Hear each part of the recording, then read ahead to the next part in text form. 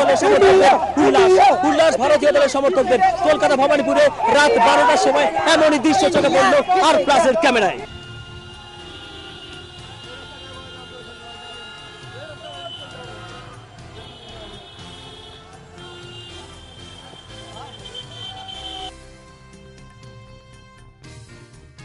রাত 12:30 কলকাতার শেক্সপিয়ার সরণিতে আমরা দাঁড়িয়ে আছি। আর কলকাতার শেক্সপিয়ার সরণিতে তেমনই ভারতের বিশ্বকাপ জয়ের উল্লাসে আত্মহারা কলকাতার মানুষরা।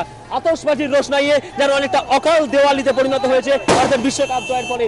আকাশে আতশবাজির রোশনাই আর মাটিতে ভারতের বিশ্বকাপ জয়ের পর কলকাতার মানুষের উল্লাস।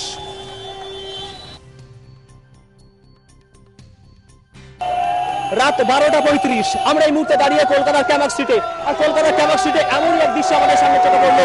হাতে গদা নিয়ে যেমন ভাবে রাবণকে বধ করা হয়েছিল, ঠিক তেমনই এরকম ভারতের জার্সি পরে ভারতের জাতীয় পতাকা নিয়ে কলকাতার রাস্তায়, কলকাতার মহানগরীকে আমরা দেখতে পাবো। এবং অবশ্যই ভারতীয় দলের 11 জন সৈনিক যেমন ভাবে পরাজিত করেছিল, ঠিক সেই একই দৃশ্য অবশ্যই কলকাতার মহানগরীতে।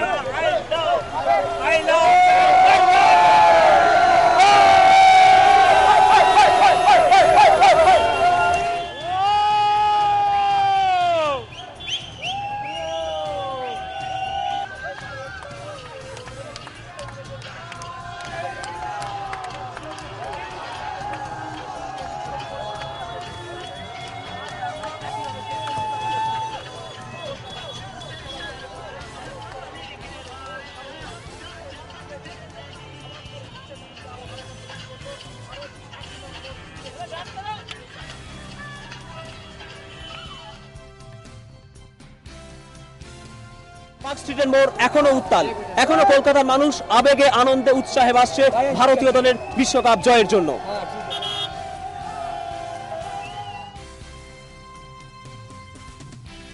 এখন রাত 2:30, কলকাতার মহানগরীর রাস্তায় এখনো জাতীয় পতাকা হাতে, মুখে জাতীয় পতাকার রঙের প্রতিচ্ছবি এঁকে এখনো কলকাতার রাস্তায় কিন্তু মানুষের ঢল। এখনো কলকাতার রাস্তায় আমরা দেখতে পাবো রাস্তায় রাস্তায় গাড়ির ঢল। অর্থাৎ ভারতের বিশ্বকাপ জয়ের পর কলকাতার মানুষরা আবেগে আনন্দে উৎসাহে উল্লাসিত হয়ে উঠেছে। এটাই তো সময় 1983 পর 2011। তাই 28 বছর পর ভারতীয় দলের এই বিশ্বকাপ জয়ের স্মৃতিকে সম্পূর্ণভাবে অনুভব করতে চায়, সম্পূর্ণভাবে উপলব্ধি করতে চায় কলকাতার মানুষ।